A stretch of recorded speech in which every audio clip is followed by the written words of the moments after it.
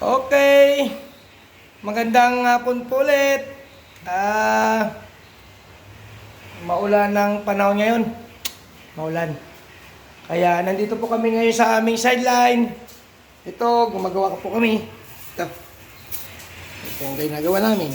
Mga tornilyo. Mga tornilyo. Ngayon, ito po yung aming gustong gawin. Ayan.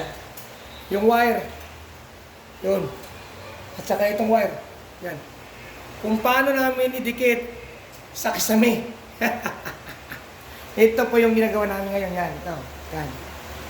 Yan.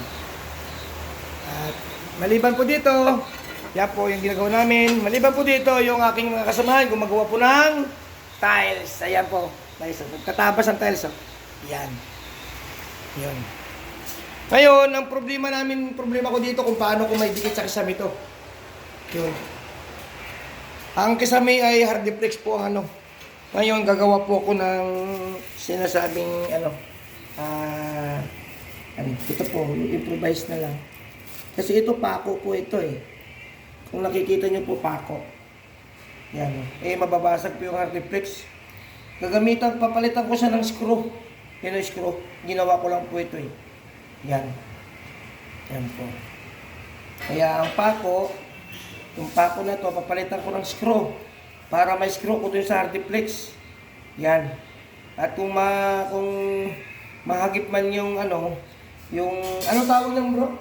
Yung bakal dyan? Metal stud? No? Metal stud yung paring, no? Paring. Mahagip man yung paring ng nito, tagus pa rin siya. Ang pako kasi bawal ang pako dyan dahil babasag yung babasag. Kaya ayun po ang gagawin namin. Okay, thank you very much. Thank you very much sa mga friends ko dyan, mga kababayan ko. Mapabicolano, Ilonggo, Cebuano, Tagalog. Nandito lang kami. Mga kababayan ko, thank you very much.